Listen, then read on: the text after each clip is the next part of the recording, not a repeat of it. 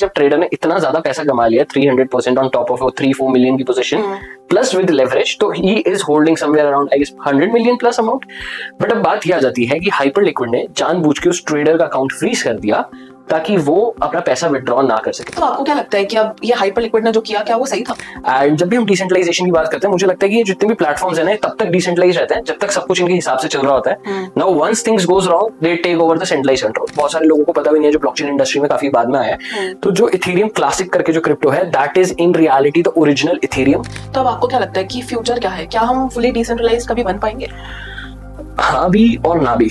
Okay. अब इसका reason ये है कि जब हम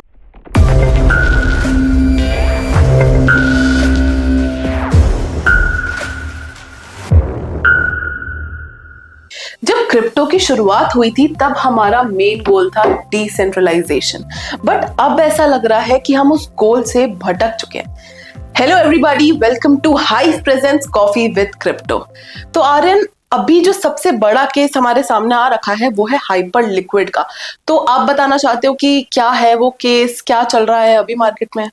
सी हाइपर लिक्विड के साथ जो भी मेन केस चल रहा है that is regarding some market manipulation. तो एक टोकन था जेली करके, तो एक ट्रेडर ने बहुत स्मार्ट पोजीशन ली। मैं ये नहीं कहूंगा उसने कुछ गलत करा या सिस्टम को चीट करने की कोशिश करी काइंड ऑफ, बट उसने एक स्मार्ट पोजीशन ली। अब स्मार्ट पोजीशन जिसको भी कॉन्ट्रैक्ट समझ में आता है कि परपेचुअल्स काम कैसे करते हैं, तो उसने एक ही टोकन पे, जो जेली टोकन था, इलिक्विड टोकन था, मतलब लिक्विडिटी काफी कम थी, तो उसी टोकन पे सेम उसने एक लॉन्ग पोजीशन भी खोली, एक शॉर्ट पोजीशन भी खोली।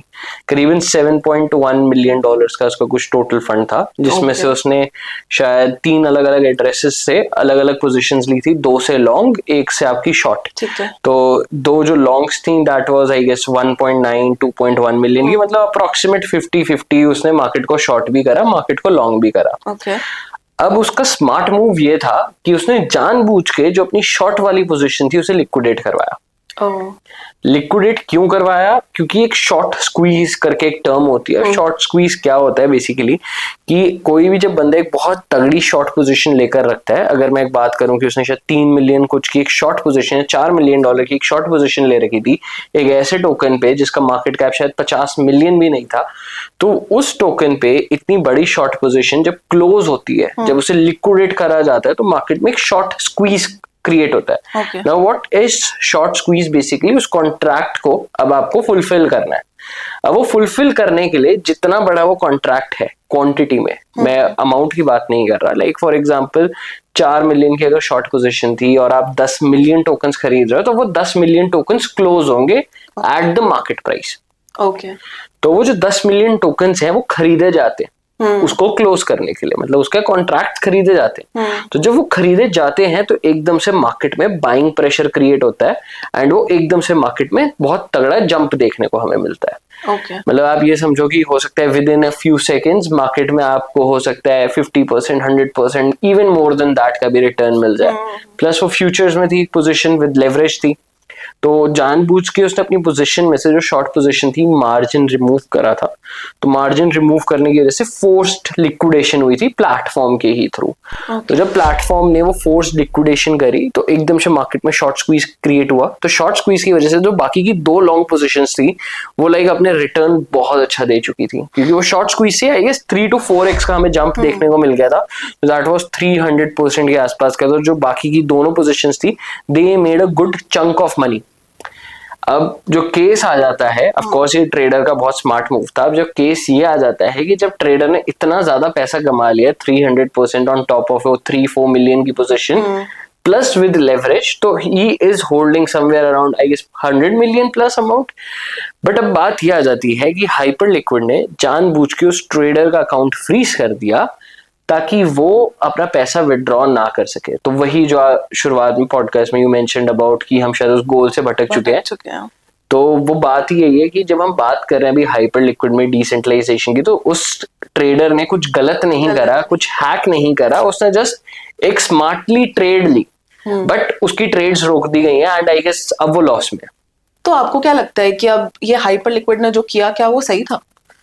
सी अगेन फिर दो पर्सपेक्टिव्स हो जाते हैं, जो सेंट्रलाइजेशन वर्सेस डिसेंट्रलाइजेशन की डिबेट पिछले 10-15 सालों से चलती हुई आ रही है, वो सारा ही टॉपिक यहाँ पे कवर हो जाता है। हाइपर लिक्विड ने जो चीज करी, लाइक अगर मैं हाइपर लिक्विड की बात कर रहा हूँ तो वो परपेचुअल्स डेक्स है। अब अगर हम डेक्स की बात करें तो no one has the authority to control that DEX. Of course foundation team होती है जो उसकी हैंडलिंग कर रही होती है, बट मेरे हिसाब से अगर एक ट्रेडर ने स्मार्ट पोजीशन ली तो आपको उस ट्रेडर को इस तरीके से नहीं बैन करना चाहिए था या उसके अकाउंट से फ्रीज नहीं करने चाहिए था। ये मेरा पर्सपेक्टिव है, क्योंकि ना उसने हैक करने की कोशिश करी, ना उसने कुछ और करा, ना उसने कोई स्कैम करा। It was just a smart move. And जब भी हम डिसेंट्रलाइजेशन की बात करते हैं, मुझे लगता है कि ये जितने भी प्लेटफॉर्म्स है ना, ये तब तक डिसेंट्रलाइज रहते हैं जब तक सब कुछ इनके हिसाब से चल रहा होता है। Now once things goes wrong they take over the centralize control. तो फिर वही डिबेट आ जाती है कि यार हम सेंट्रलाइज हैं या डिसेंट्रलाइज। हम तब तक डिसेंट्रलाइज हैं जब तक सारी चीजें सही चल रही हैं। चीजें गलत हुई तो वी आर सेंट्रलाइज्ड। और मेरा मानना ये है कि अगर आप अपने आप को डेक्स प्रमोट कर रहे हो या डिसेंट्रलाइज कोई भी प्लेटफॉर्म है, तो आपको हमेशा ही डिसेंट्रलाइज रहना चाहिए, irrespective of the hacks, irrespective of anything that goes wrong.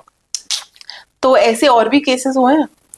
हाँ, डेफिनेटली ऐसे बहुत सारे केसेस हुए हैं। लाइक सबसे पहला ही केस जो मुझे शायद याद है, that goes back to the Ethereum era. तो इथेरियम जब नया नया लॉन्च हुआ था तो आई गेस उसके किसी एक डाओ पे हैक हुआ था, and definitely it was a hack. तो उस टाइम पे कम्युनिटी दो अलग अलग पार्ट्स में बट गई थी। वन वाज सेइंग कि code is the law, and one was saying कि नहीं, जो डाओ की वजह से नुकसान हुआ है तो वी शुड, हमें ब्लॉक्स में पीछे जाके अपनी ब्लॉकचेन वापस से कंटिन्यू करनी चाहिए, उस हैक से पहले वाला।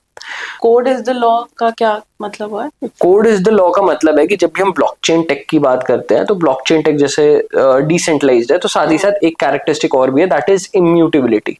मतलब once a thing is done it can not be changed, and blockchain इसी कॉन्सेंसस पर काम करता है। तो जब इथेरियम ब्लॉकचेन पर ही शुरुआत में हैक हुआ था, तो इथेरियम की ब्लॉकचेन चल रही थी, फॉर एग्जांपल इस ब्लॉक पे हैक हो गया तो कम्युनिटी बोल रही है कि इसके पीछे वाले ब्लॉक से हम वापस से ब्लॉकचेन कंटिन्यू कर लेते हैं। तो अब उस टाइम पे कम्युनिटी दो अलग अलग पार्ट्स में डिवाइड हो गई थी। वन वाज लाइक कि कोड इज द लॉ, कि अगर हैक हुआ है कोई नहीं, इन्वेस्टर्स को अपना लॉस सफर करना पड़ेगा and we should continue the same blockchain. ठीक है। एंड जो दूसरी कम्युनिटी थी including Vitalik, he was more likely कि नहीं, हमें डाओ से पहले हैक से वापस से चेंज कर देना चाहिए। तो ये सबसे पहला मुझे लगता है जो सिनेरियो होता है, बहुत सारे लोगों को पता भी नहीं है, जो ब्लॉकचेन इंडस्ट्री में काफी बाद में आया है। तो जो इथेरियम क्लासिक करके जो क्रिप्टो है, that is in reality the original Ethereum. तो जो उसकी वो ब्लॉकचेन चलती हुई आ रही है आफ्टर द हैक, जो फॉलो करती हुई आ रही है, the code is the law, तो that is the Ethereum Classic. And जो आज की डेट में हम इथेरियम की बात करते हैं, तो वो इथेरियम एक्चुअल में फोक्ड हुई थी अपनी ओरिजिनल ब्लॉकचेन से उस हैक से पहले कवर करने के लिए। एंड सिर्फ ऐसे ही नहीं, लाइक अगर हम डिसेंट्रलाइजेशन की बात कर रहे हैं, तो अभी जैसे ट्रम्प ने Crypto.com के साथ अपनी एक डील साइन करी है, and after that deal was signed, Crypto.com ने जो अपनी 70% ऑफ द टोकन सप्लाई जो कि बर्न करती थी, बर्न का मतलब आप ये समझो कि वो गया। अब एक बार जो चीज चलेगी, दैट कैन नॉट बी अंडन, हाँ, that can not B undone, and वो वापस नहीं आ सकती। तो उन्होंने अपनी 70% ऑफ द टोकन सप्लाई, मेरे पास 100 रुपए थे, 70 रुपए मैंने फाड़ के कहीं फेंक दिए, जला भी दिया उसके बाद। तो देयर इज नो वे कि भाई मैं उसको वापस ला सकता हूँ। But what Crypto.com has done after signing the deal with the Trump, वो जो 70% सप्लाई वो जो फाड़ के फेंक के जला चुके थे, वो उन्होंने वापस से री इशू करी है। अब इसमें क्या होता है, जितने भी करंट इन्वेस्टर्स हैं जो उस टोकन में थे, रातों रात भाई उनके लिए तो लॉस हो गया। सही में, ठीक है, क्योंकि अगर मैं बात करूं कि दुनिया में यार 100 वैल्यूएबल आइटम्स हैं जिसमें से 70 खत्म हो चुके हैं, बचे 30 है, तो उन 30 की इंट्रिंसिक वैल्यू बढ़ जाती है। बट यार वो 70 आ गए और डबल से भी ज्यादा इनफैक्ट। तो ये ऐसे ऐसे बहुत सारे केसेस हुए हैं, सिर्फ ये hyper liquid, Crypto.com, Ethereum classic, ये 3 ऐसे केसेस हैं जिनके बारे में बहुत ज्यादा बातचीत हो रही है। बट डेफिनेटली ऐसे और भी केसेस हैं क्रिप्टो मार्केट में, एंड सब मुझे लगता है वो कहीं ना कहीं एक ही कॉन्फ्लिक्ट पे आके रुक जाते हैं कि यार जब हम क्रिप्टो की बात करते हैं, that is suppose to be decentralized, that is suppose to be immutable, क्योंकि ब्लॉकचेन आपकी इम्यूटेबल होती है। बट जब प्रैक्टिकली इंप्लीमेंट करने की बात आती है, तो वही जो भी मैंने थोड़ी देर पहले भी बोला था कि तब तक सही है जब तक सारे इंस्टीट्यूशन सही चल रहे हैं, सारे प्रोटोकॉल सही चल रहे हैं। वंस एनीथिंग गोज रॉन्ग, हम वापस से सेंट्रलाइज्ड कंट्रोल पे स्विच कर जाते हैं, and which I believe it is very very harmful for the crypto community. तो अब आपको क्या लगता है कि फ्यूचर क्या है? क्या हम फुली डिसेंट्रलाइज्ड कभी बन पाएंगे? हाँ भी और ना भी। ओके अब इसका रीजन ये है कि जब हम फुल्ली डिसेंट्रलाइज चीजों की बात करते हैं, मैं कहीं ना कहीं ये भी मानता हूँ कि जब हम अभी डिसेंट्रलाइजेशन की बात कर रहे हैं, हम बहुत अर्ली स्टेजेस में लाइक अगर मैं बात करूँ डिसेंट्रलाइजेशन की, बिटकॉइन 2008-9 में आया था, अभी हम 2025 में हैं, पूरे 20 साल भी नहीं हुए। हाँ जी। तो अभी भी जो पूरी की पूरी इंडस्ट्री है ग्रो कर रही है, रातों रात इसमें ऐसे ऐसे चेंजेस हो रहे हैं, एंड कहीं ना कहीं बैक एंड पे यू नीड सेंट्रलाइज कंट्रोल। हाँ। उसका रीजन ये है कि आप अगर हर चीज ही शुरुआत से डिसेंट्रलाइज कर दोगे तो एक जो आपकी चेन ऑफ कमांड होती है या फिर जो डेवलपमेंट कह लो, ईज ऑफ स्ट्रक्चर कह लो, मुझे लगता है वो काफी कॉम्प्लिकेटेड भी हो जाता है। ऐसा नहीं है, काफी डाउज, काफी ऑर्गेनाइजेशंस काफी अच्छे से काम भी कर रही हैं, बट मैंने जो देखा है शुरुआत में एवरीथिंग स्टार्ट्स विद सेंट्रलाइजेशन, फिर धीरे धीरे धीरे धीरे उसे हम डिसेंट्रलाइजेशन की तरफ देख रहे होते हैं। एंड मुझे लगता है फ्यूचर में भी वही होगा कि अभी भी जो प्रोटोकॉल्स बन रहे हैं जो अपने आप को बिल्कुल डिसेंट्रलाइज कहते हैं, इन रियलिटी यार देखो आपने एक फाउंडेशन बना दी, ठीक है। अब मैं किसी ब्लॉकचेन का नाम नहीं ले रहा है, किसी प्रोजेक्ट का नाम नहीं ले रहा, जो भी प्रोजेक्ट होते हैं ना 90% ऑफ द प्रोजेक्ट क्या करते हैं, फॉर एग्जांपल XYZ ब्लॉकचेन है तो वो XYZ नाम का ना एक फाउंडेशन भी होगी। तो फाउंडेशन ये एक लीगल लूप होल हो जाता है कि फाउंडेशन में जो लोग हैं these are more likely democratically elected दिखाने के लिए on the papers, and those people are taking care of every decisions. तो वो जो फाउंडेशन वाला कॉन्सेप्ट है, मुझे लगता है कि यार आप दिखा रहे हो we are decentralized, but in reality वो एक लीगल लूप होल ही है। In reality you are just a centralized entity acting as a decentralized entity.